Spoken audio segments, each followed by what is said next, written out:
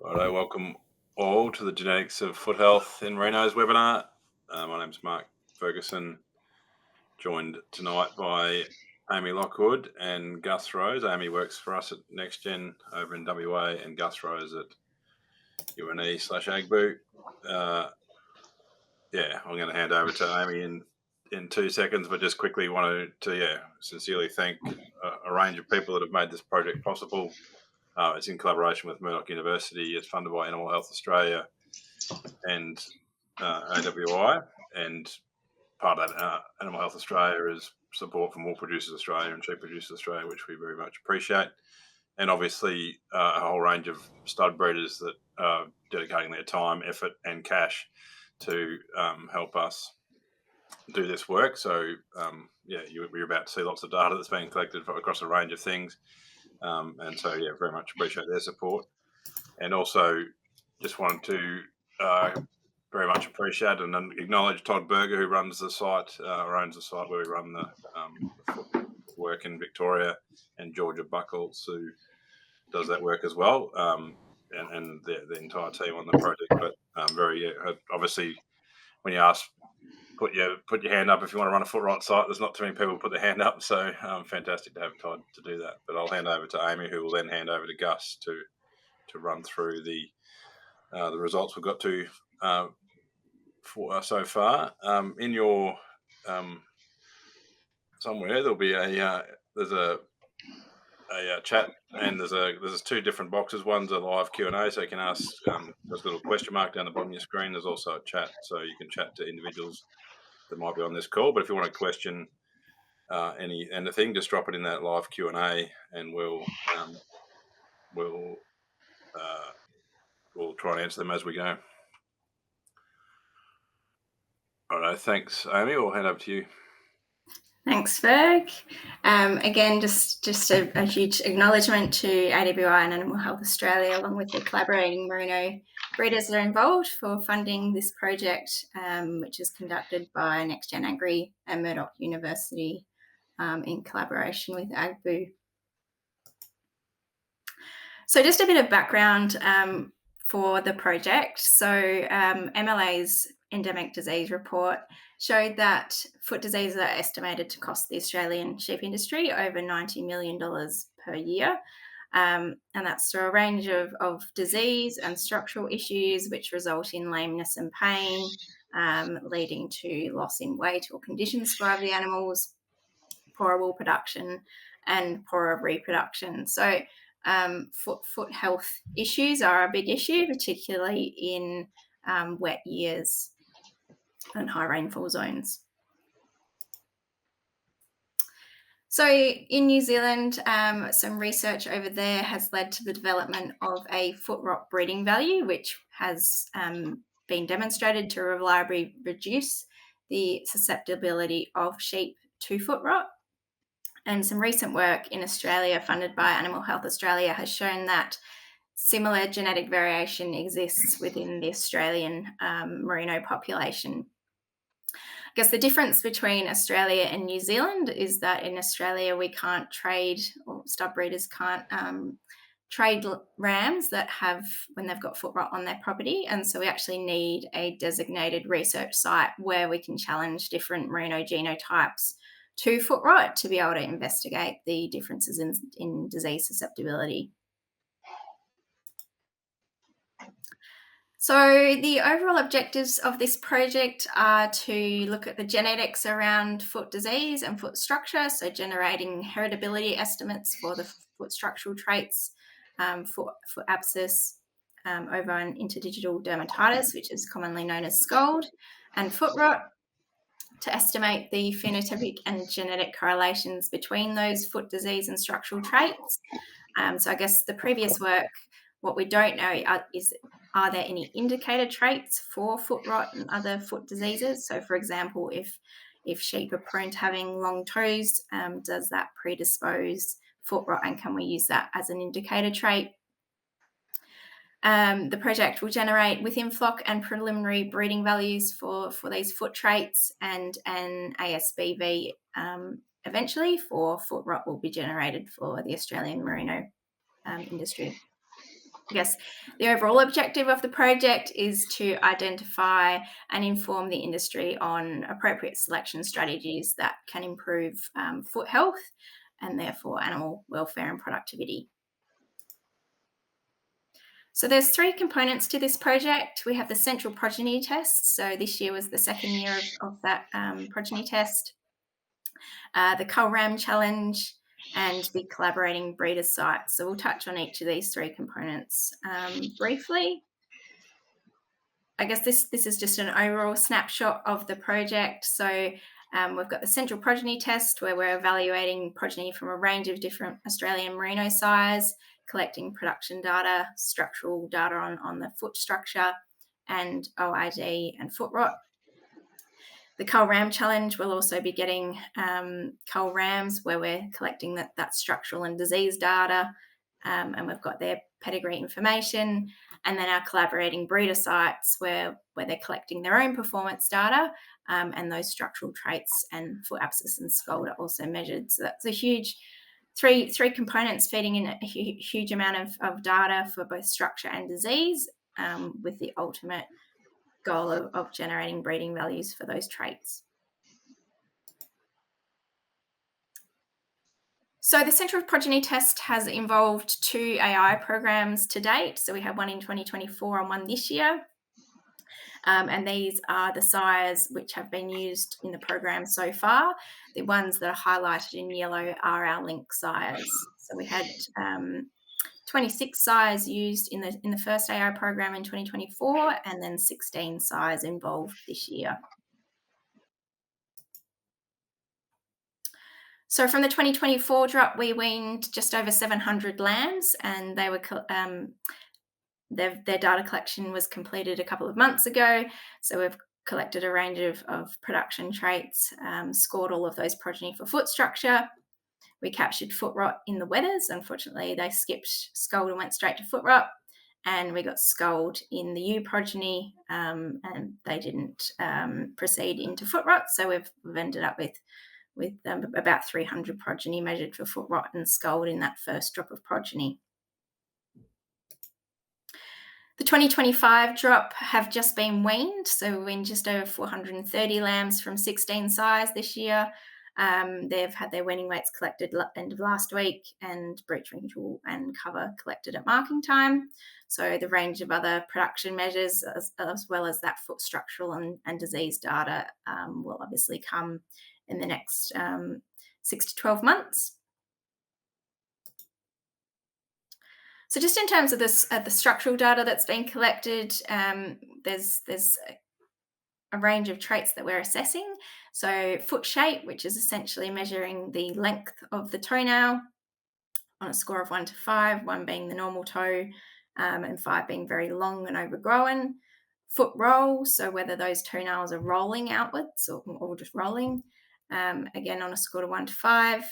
Front foot twist, which is essentially reflective of hocks in the hind legs, so looking at whether those feet are turned out, and then front and back pasterns as well. So there's a range of structural traits that we're looking at, and they're scored, all scored on a 1 to 5 scale.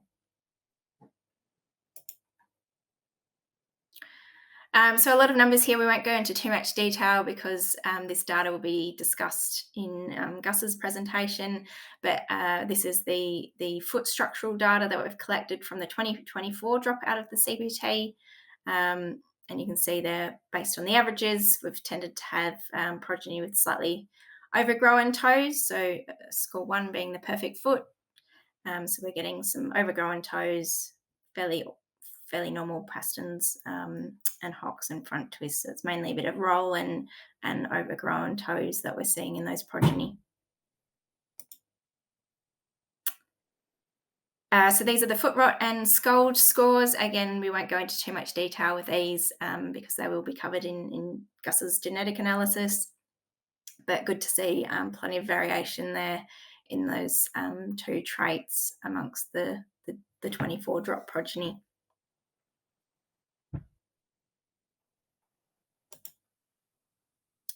So that's the central progeny test. The second component of the project is the Cull Ram Challenge.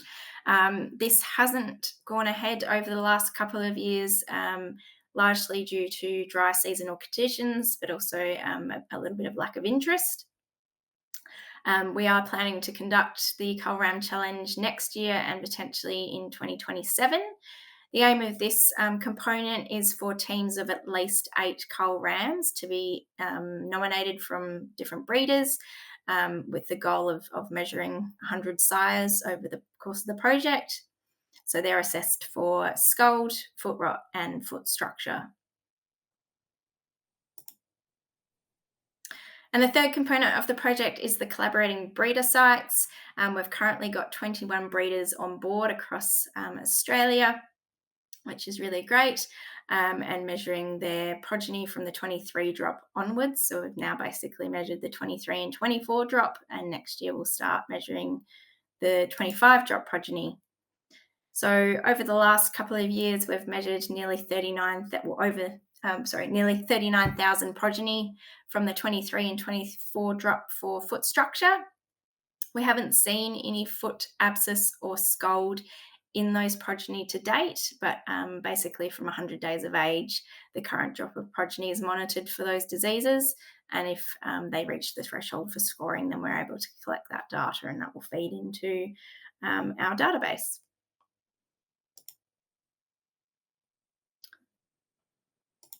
I think I missed a slide here. I'll hand over to Gus now, and then we'll jump back and go through the options for breeders to get on board with the project. Thanks, Amy. I'll just share my screen.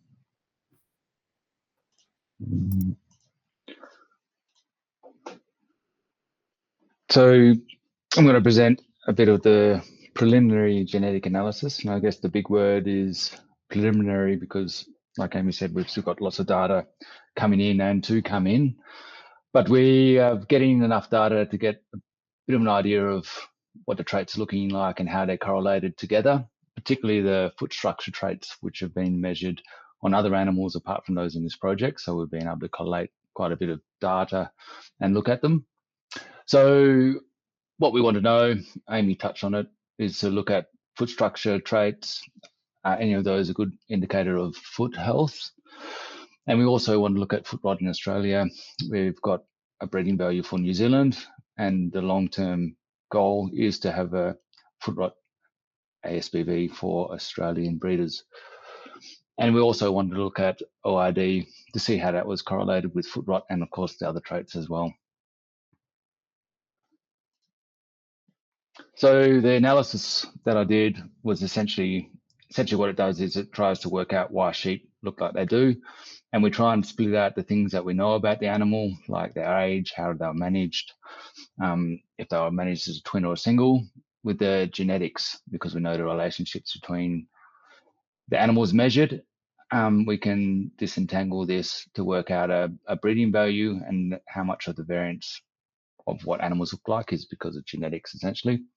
So this is a genetic analysis of all these traits, and then looking at the correlation between traits. So we do have lots of records, particularly for the foot structure traits, because we have a lot of those coming in. I'll talk about it a bit more in detail later, but some traits were a lot nicer than others in the way that there was more variation in some traits than others. So I had to remove quite a bit of hocks behind at this stage because there weren't that many contemporary groups or groups of animals that were measured together that had a lot of variation. And from this project, it's like Amy said, we've got some foot rot and ORD, but we don't have a lot yet, and we'll certainly get more coming in. So I'll present a bit of a preliminary analysis, but also realize that we don't have a lot of records individually from the project, but we're doing our best with what we can do with other information as well. So in summary, these are the mean and standard deviation of the foot structure traits. And you can see that some of them had a higher mean on a scale of 1 to 5 than others. But also, more importantly, you can see that some traits had a higher standard deviation, which means that there was a lot of good variation. whereas other traits had poorer variation. And I'll talk about it a bit more, but when I was putting this together, and if I was looking for the hero of this story, it's definitely the foot shape. And if I'm looking for the villain, it was the pastern, particularly in terms of the data and then trying to analyze it and get and interpret the results. And part of the reason for that is that a lot of the pastern information coming in were only for one score, whereas foot shape had a lot better distribution of the of collected data across the 5 scores. And if you imagine that you've got all of one score, there's not much variation, and it's really hard to work out which size progeny were better if a lot of the progeny have the same score. So in that way, the foot shape is definitely the hero because it was a lot easier to analyze also for me, but then the pastern makes it a little bit harder to analyze. And this is kind of a theme that you can see throughout, particularly when we start looking at the heritability and the correlation with other traits. So to get the heritability, we want to look at that variance. And I showed you before that some traits have better kind of variance than others. And we want to work out the heritability. So essentially that's how much of this variance or how much animals differ between each other is explained because of genetic differences based on relatives' performance versus other things that we can't measure. And so obviously if we get a heritability ranges between 0 and 1, and the higher the heritability, the easier it is to change that trait through breeding.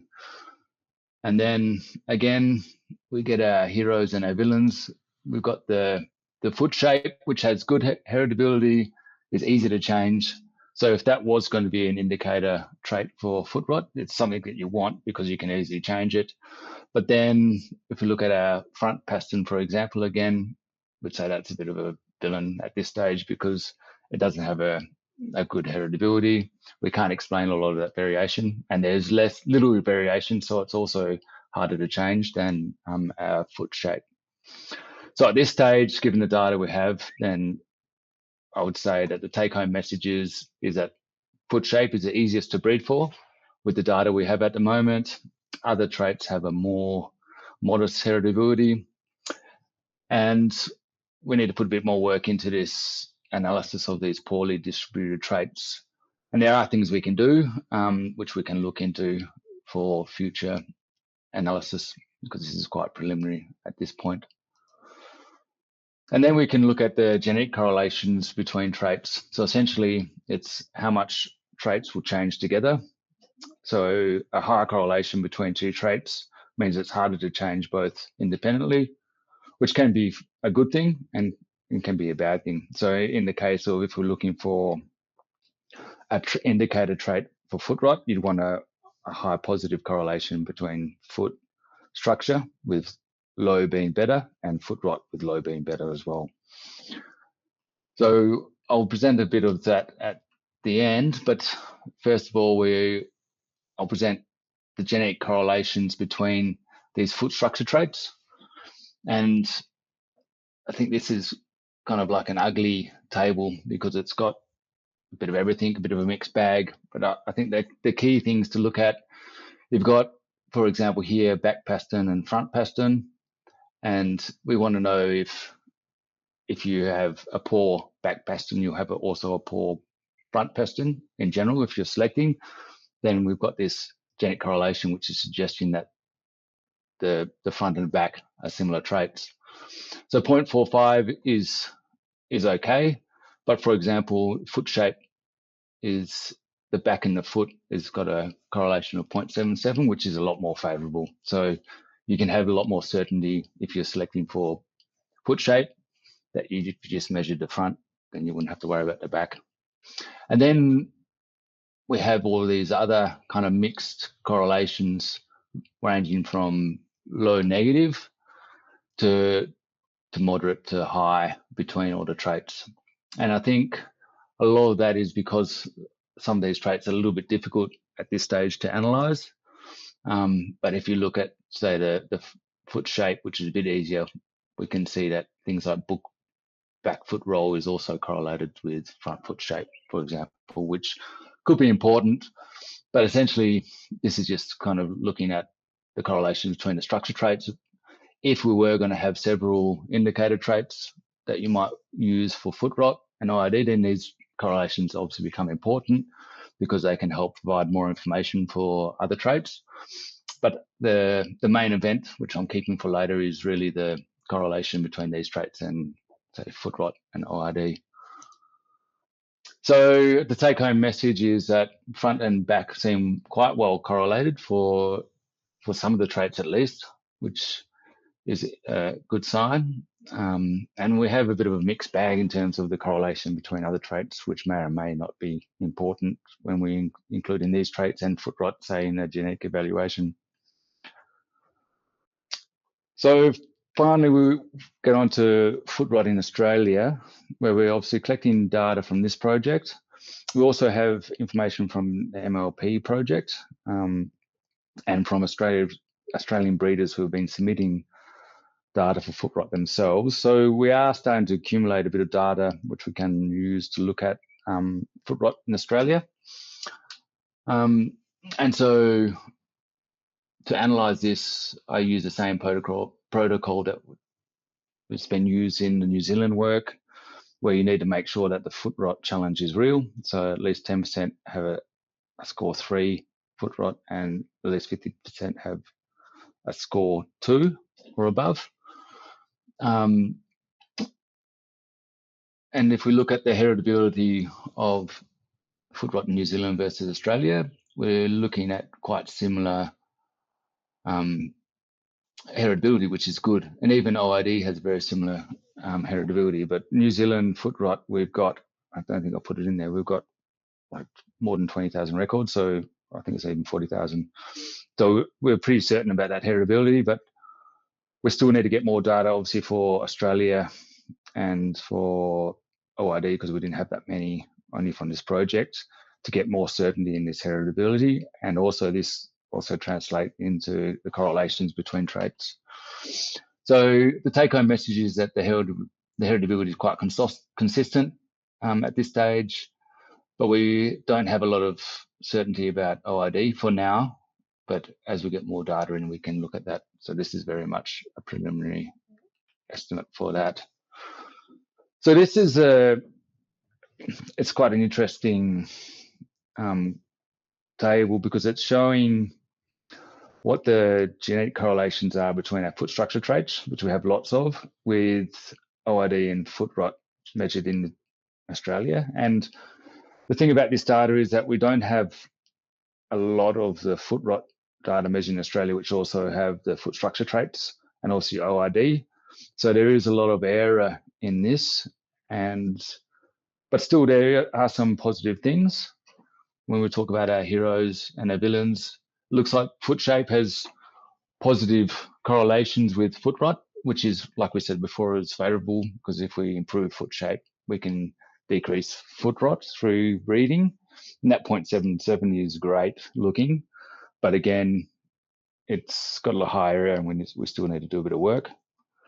And then we've got our villain, which was Paston again, which is doing weird things like saying that better Paston will decrease foot rot, which when you get a bit of faith in the foot shape, then those kind of correlations come up. But I think it is really due to this lack of variation and the traits being very difficult to analyze at this point.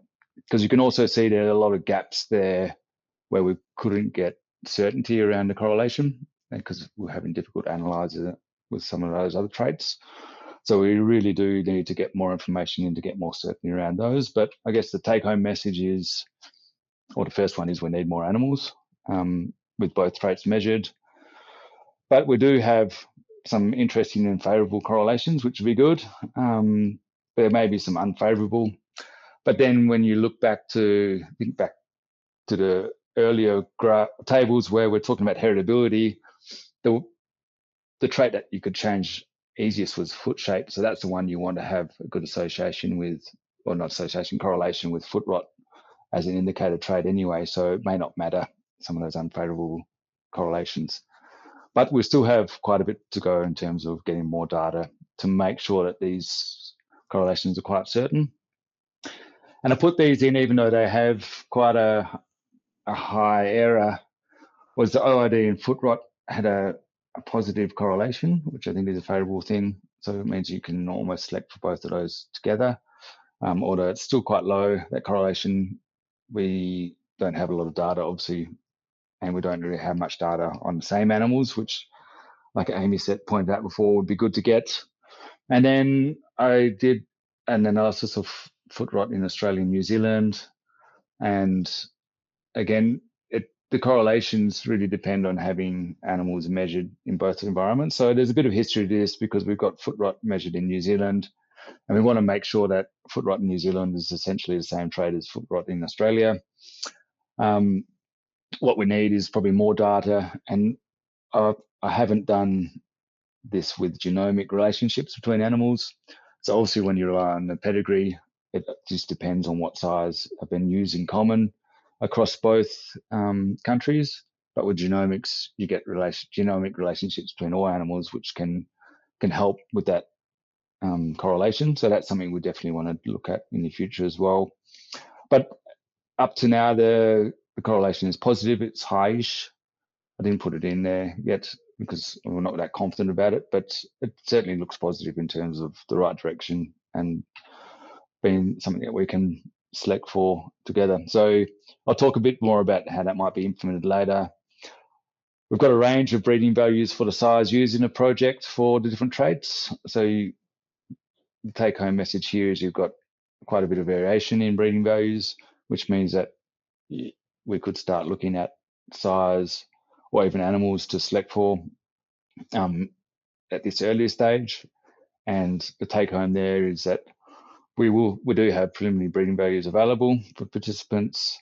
And again, there's variation in the size for those breeding values at this stage, which is something which we can start utilizing early on to get an idea of which ones to be good to go. So the future work in the short term for this project, obviously as more data comes in, we can start checking some of those correlations a bit more. In the longer term, the plan is to have a foot rot trait for Australia. And obviously that depends on a bit on this work and the correlations between those traits. So ideally to be really highly correlated and we wouldn't have to have two traits. But if we do, that's something which we'll look at implementing in the future.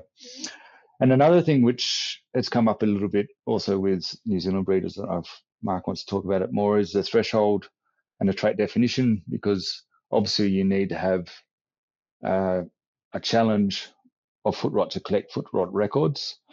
So something we would like to do is also look at whether those thresholds can be changed or if we can have a different trait defined with a lower threshold, which can also still provide information for the full foot rot, but that's something which we can also explore as we get more data. So the conclusions that this is obviously the first preliminary analysis, so there's a big chunk of salt to be taken with it. But as we get more data and a more robust analysis, we can start looking at it more. But I think early on, foot shape looks really promising. And also the correlations between other traits, even though we don't have a lot of data, looks quite promising. And if I was a betting man, which I'm not, I would probably put my money on foot shape as being the winner, but we'll just have to see how we go, particularly in looking at some of those other traits and analysing them in a bit more detail. I think that's where I'm up to, Mark. That's all I got. Thanks, Gus. Yeah, really interesting and pretty exciting for us as a team, having sort of chipped away for a couple of years probably, and now that's literally these are pretty fresh out of the computer, obviously. So trying to get my head around correlations as we go, and yeah, there's where we need more information. So yeah, it is nice to see foot shape behaving well. I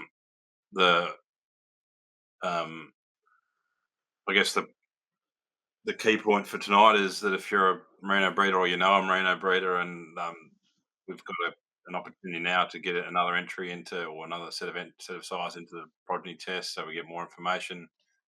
We can still add breeders to to the collaborating breeder sites to get that foot shape information.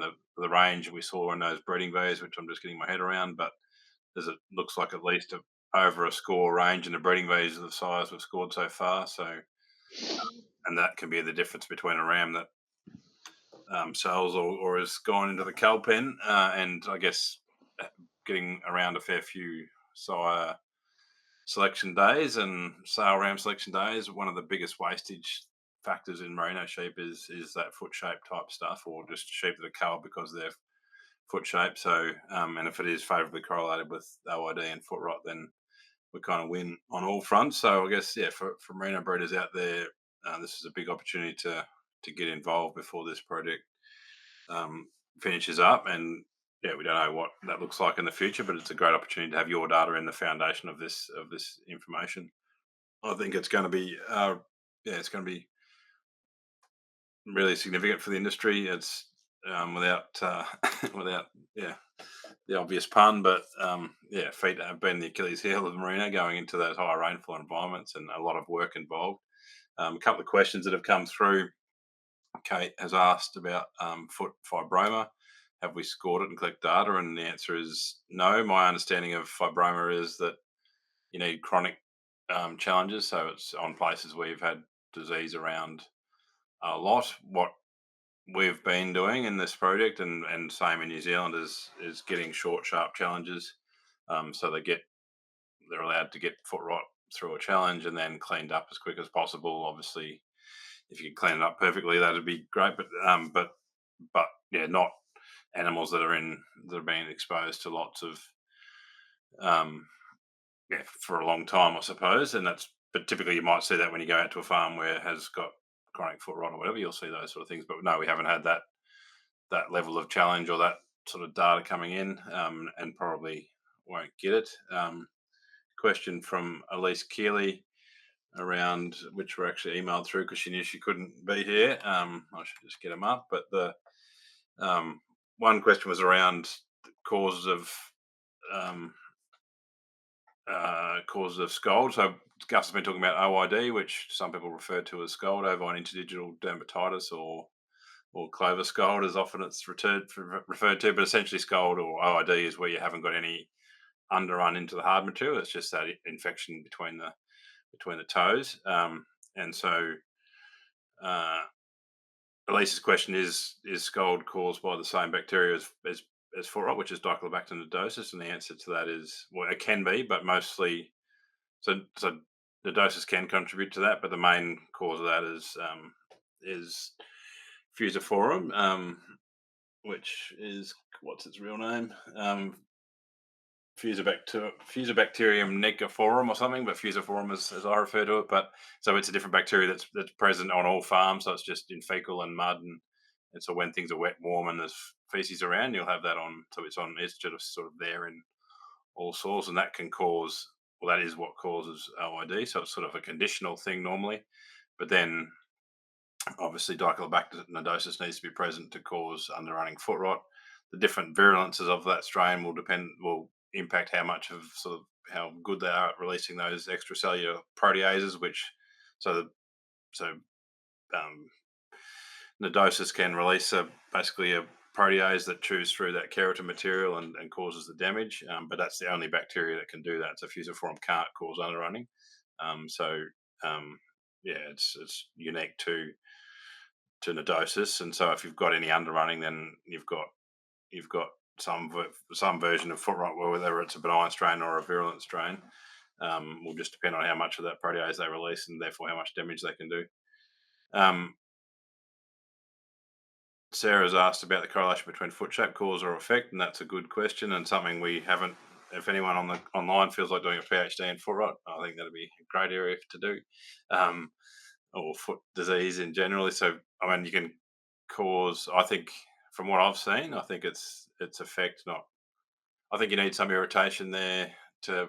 Well, anyway, here's a theory, and we haven't got any evidence to back this up really. But a potential theory is that you get kind of. If you get an infection, you get increased blood flow to that area, which then just by osmosis almost, you get greater protein growth or greater growth of that foot material pushing out that length. So that's a link that I can develop in my head. But then we're seeing these correlations, and some of those sheep might be in dry areas. So there's a fair bit of work to do yet to really understand. We haven't got the level of data we would need to start to pull these things apart. So there's lots of that sort of stuff that we need to understand cause and effect. Whether, I guess, if the correlation is consistent across environments, it kind of doesn't matter whether it's cause or effect, because we can use it either way. We either can select for foot shape. Obviously, in Australia, it's going to be really hard to select for foot rot, because it's a notifiable disease. But these correlations we can use to, so if OID and foot shape are both favourably or positively correlated with foot rot, we can make gains on foot rot resistance by selecting them. And that's definitely what we've seen kind of over time. Animals that throw good foot shape a range of environments are also tend to be those that throw foot rot resistant progeny as well. There's certainly outliers in that. We've seen, so there's a lot of understanding to do to go yet, and I think in these biological things you don't always or may not ever fully understand what's going on, but we can certainly, our aim is obviously to help the industry make gain, and I think this has been a really great step forward for the Australian industry to make gain across these foot traits, and we've seen certainly in this process of uncovered sires that are really quite unique in their ability to throw good feet, good progeny with good feet, and that's what we need more of. Miranda's asked how many years of measurement will be undertaken for the evaluation, and do scores change much between years? So this was originally a 3-year project. It might stretch a little bit, but it's 3 to 4 years. But I guess there's been ongoing work pre and will be post this project in terms of breeders that were doing a lot of this foot scoring. We've got a lot of data that was collected before this project. There's a lot of information being collected in New Zealand. So if we can draw those links between countries, it'll be kind of an ongoing forever type thing once we work out which of these traits should get turned into breeding values. As Gus has already shown, it looks, if you're going to pick a couple to turn into breeding values, it'd be something around foot shape, and that as a way to select for, well, foot shape itself is obviously important, but also if it brings us resistance to OID and foot rot, all the better. Kate's comment is that most OID or scald lesions in South Australia is foot rot from the laboratory analysis, and I think that's probably quite true. I think there's lots of benign strains or less virulent strains of foot rot that at least contributing to what is thought to be scald or thought to be OID, and I guess there's lots of that going on out there. The more we've seen a lot of feet through this project, and then a lot of different areas, and turned a lot of sheep over. Not me anywhere near as much as my team, but I think there's lots of some version of foot rot out there across the industry, particularly high rainfall areas, obviously. But I think that sort of highlights the importance of this work. If we can build sheep that are resistant to these diseases, then that prevalence disappears or reduces a lot. You see it obviously more in final sheep than some other breeds. So there's big, I think the prevalence of it out there is an opportunity for really, and I think you may have heard me tell this yarn before, but if we think about what's happening in New Zealand, and there's lots of places that are now having a lot less requirement to put sheep through zinc and stuff, just through selecting for these breeding values, the foot rot breeding value that's been available, but also foot shape.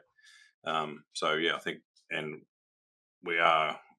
it is going to be a lasting impact on the industry and a lasting shift to sheep with less problems around feet health, which we all know how awesome that would be, to run sheep onto great pastures, not having to worry about whether their feet are going to be okay or not. And so that's kind of the aim of the work, and certainly what we're seeing, being 13 or 14 years more advanced in New Zealand or probably 10 years, I suppose, really, from the start of this project. But and seeing what that's playing out like in the industry. What the other cool thing is, I think, is that I don't reckon we need to shift these traits too far before it starts having an impact. So um, you take out the kind of the normal. If you think about the normal distribution of feed health, and you've got the ones that are really bad out on the left hand side or right hand side, whichever way you want to look at it. If you drop that half of the population out, then what's left is much causes you a lot less grief. So I think a lot of the grief that we're having on farm with feed are only a portion of the population, and so this project and the breeding values that will hopefully result from it will kind of give us the tools to find those ones that are susceptible and weed them out of the population. And I think that's going to have the lasting impact. Sarah's just asked about the variability in pastern length or pastern angle we were measuring, and yeah, whether it's something that has already been under selection. I think that's probably possible. It's interesting, like having done a fair bit of this scoring. I'm sort of left wondering whether our two has been too. Like we've literally only just seen these analyses, and we've been charging on getting these scores done for a couple of years, and so I'm wondering whether we should have divvied up our two a bit, like whether we got our angles right, and it is a pretty hard measure to score in a moving animal. Obviously, often this is done in a classing crate or whatever, which is they are, particularly back pasterns, are quite hard to look at when they're pushing back on the gate. So there's a couple of errors or a couple of sources of error in that. I also think, and happy to be shouted down, but what we see anecdotally at least is that animals that grow fast or get heavy early in their life tend to be the ones that have pastern problems. So is that kind of, I think what we are hoping to work out over time is how much of that is genetic and how much is just some environmental sort of damage that had they grown more slowly that wouldn't have happened or whatever, or does that just highlight the ones that get it? That's so a low heritability means that we're not accounting for much of the variation through the known part of their genetics. So it could mean that where there's a scoring error, or it could mean that there's a massive environmental impact, which potentially is on the cards, because I do think we should see a bit of variation, and obviously the data doesn't reflect that, but it feels like we see a bit of variation. But there has definitely been a fair bit of, like, it's something that anyone looking at a sheep can see a poor pastern, so maybe they have been weeded out of the environment, but I think that's probably not highly likely, considering there's lots of other traits that you would think would have been weeded out that haven't been. But an interesting observation. Yeah, I guess it's worth. Yeah, I guess Gus has already pointed out, but one of the points of this project was to that trans-Tasman correlation, and again, it's going to take time to build that. But if we don't start, you don't get it. But that's really what we want, is an ASPV that works in both Australia and New Zealand for those that can collect the data. Perfect world, we see a nice correlation between OID and foot rot, which hasn't shown up yet. But again, very small data set. One of the probably challenges, and to Kate's point, I think it's trying to get OID without going to foot rot where nodosis is around is really hard, particularly virulent strains of nodosis. In New Zealand, we never really knew whether, like, it was all just because there's lots of virulent foot rot around, or in the places we were playing, we never really got to separate what was OID and what was foot rot, and they are so interchangeable, I guess. And maybe it becomes over time, I guess, if you think about on the foot rot score, a score 2 can be anything from like a really little bit of irritation through to a very inflamed interdigital space, but no underrunning. And so I think anyway, I mean, part of the things that we'll evaluate is whether we can divvy up that score 2 a bit, and give us some more, so whether that becomes a 10-point scale or whatever it looks like. But anyway, these are the things that you do projects for, to try and understand that. so that because they are like a sheep that's just got a little bit of inflammation there is running around fine. One with a very inflamed interdigital space could be quite lame, and so their health and welfare impacts of those scores are quite different, and that's why anyway we need to really pull that apart, and that's what we'll do going forward. Another question that Elise asked, and I'll get to Chad's question next, is around the current breeding value. We sort of penalise the score 4 worse than having a 1 or a 2, because 1 or a 2 you can get a 1 or a 2 without nodosus being present, and certainly the underrunning is kind of what is classically known as foot rot. So yeah, the question really is a sheep with 1 0, 2 2s and another 0 better or worse than one with 3 zeros and a score 4? And I guess through the original work we did in New Zealand, we made the call that an animal with a single score 4 is worse than an animal with 2 score 2s, because the 2 score 2s can, like, you run that through zinc and that can be healed or can be cleaned up. It may not be, but it's more likely to. A score 4, you've got full underrunning across to the other wall of the claw, and so the chance of having a little pocket that the zinc doesn't get to and then that doesn't get healed is much higher. And so and that, I think through the work we've done there, to get to score 4 means you're way more susceptible. I don't know what's going on in the immunity of the animal, and whether that's fighting the proteases that the bacteria is releasing, or the bacteria itself, or what's going on. And I guess that would help us understand but anyway, so far, I think if we just stick to the evidence, which is that the breeding value is based on 1s and 2s being less a problem than 3s and 4s, and so they're just weighted slightly different rather than pure in a linear fashion. It seems to be working and pulling out those animals that are more resistant. So we'll keep running with it until we get better information. Chad's asked how far are we from being able to source genetics from New Zealand, and that's a question for any government officials on tonight. But so that the product, or the border's closed because of scrapie, which is some sheep were brought out of Europe into New Zealand that didn't follow the scrapie, or lots of sheep have been brought out that haven't followed the Australian protocol for scrapie, which mean under that protocol you've got to get old animals and then kill them and do a brain check the brains out before you import the genetic material. So New Zealand didn't follow that protocol and haven't got scrapie, but it would need just a bit of political will for someone in Australia to fight someone in the government, or to encourage that border to change. And I guess, I don't know, I mean, my summary or assumption is that that trade is somewhere down the priority list for Australia, and so I'm sure AQUIS have got a million things to do, and that must sit down the bottom of the list somewhere. It could be, I think through political will, it could be brought up the list, and I think there's plenty of evidence to say that we can import from New Zealand to Australia without any scrapie risk. But I guess it's the problem with scrapie is it's quite hard to detect, and it can sort of show up after being in a seemingly sort of healthy animal later in life. So it's a bit of a tricky disease. I don't understand it that well, but enough to know that it's got Australia concerned, I suppose. And I think it's fair to say we're better off putting up with foot rot in Australia than we are having to introduce scrapie accidentally. So it's good that governments are cautious, but I think that border could now come down.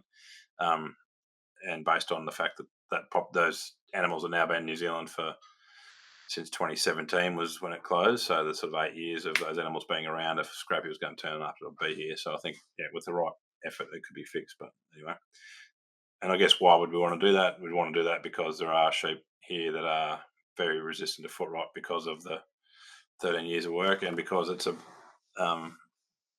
got lots of things about it, New Zealand, but one of them is good at breeding foot rot. So and so there's perfect conditions here quite a bit of the time, and no restrictions on trade for having foot rot. So stud sheep can be challenged and go on to be stud rams, and without any any implications, which means that we're making much quicker genetic gain here than we will in Australia, just by, unless we can find some of these either genomic relationships or these correlated traits, which is all going to, I think that in the ecosystem it'll all work because there'll be genomic. Kiwis are still importing sheep from Australia, and some of that genomic relationships and pedigree relationships can be used to get it all link it up. So I think there's all is not lost, and maybe it is that we'll end up having progeny tests in New Zealand rather than Australia, just if we can continue, if we need that to continue to build the data. But that's something that we'll get to down the track. But I think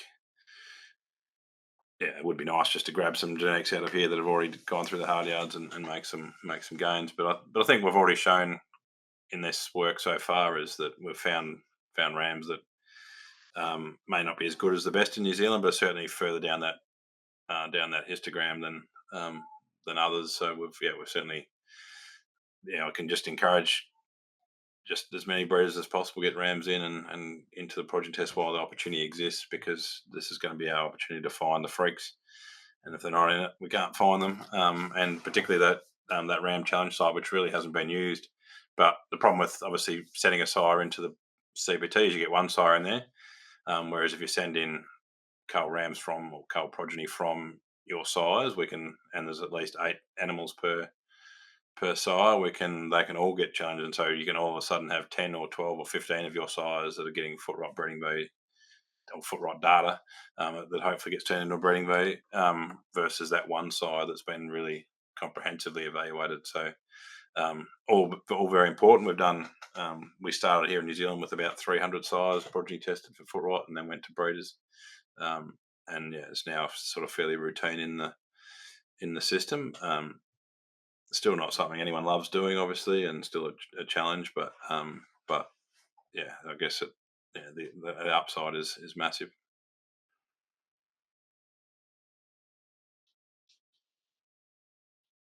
Any other questions out there? You've got on your screen the QR codes to get to more information if you are a ram breeder. All that we require is that you're submitting your data to Sheep Genetics, so that we get all the other relevant data on those animals, and that it can contribute to the wider thing. I don't know, Gus, if you want to talk about kind of genomics, and that's a question without any notice, but ideally this trait becomes genomically or can be predicted through single step. Currently, it's, as far as I'm aware, it's not, but I guess one of our significant challenges there is probably the Kiwis haven't done a lot of genotyping of animals. So we've got lots of phenotypes in New Zealand, but very few genotypes that match them. We've got lots of genotypes in Australia, but not many foot rot phenotypes. So we're kind of left with a small crossover population, which is a bit of a challenge. Yeah, I think that's a good summary of where we're at. Obviously, we get to build a reference. We want both moving forward, but it's a lot easier to genotype than to collect a foot rot record, it seems, especially in Australia. So it's going to be definitely a challenge, even past this project, I guess, to maintain that reference population, which is why looking for other traits is also an important thing to do, and also to genotype across countries too, to get those relationships a bit better, like you say. Yeah. Any other questions out there? Nothing coming. We'll sum it up there, but suffice to say that watch this space. This recording will be made available on the hub. We're also sending it to AWI to forward around their network. So welcome to get in touch. We'll make sure we get it to you. So if you know someone that would have liked to be here that can't, make sure you point them in that direction. But it'll be bouncing around on socials from both our project as well as from AWI and others, no doubt. So we'll make sure it's gets around, but it'll be up whenever we get it edited, which won't be too far away, onto the hub. So where you are now, it'll be the recording will be there, so you can forward that around. That'll be great. Really looking forward to hopefully getting a few more breeders involved. Great to have all those that have been, and hopefully we continue to build it and continue to get the work done. Thanks, Amy. Thanks, Gus, for your hard work, and good to see some results tonight. And look forward to them. Where are we at with? We'll be sending out once we get some breeding values generated. We'll be sending out to those participants fairly soon. Is that the plan? Yeah, Just putting sort of very preliminary breeding values. Yeah, absolutely. We can definitely send out to participants. In the next little while, so next month, within next month. Okay. Cool. Yep. Yeah, what's the best way to do that? I guess to contact Amy. Through Amy. Yeah. Awesome. Righto. Thanks all. Have a good evening.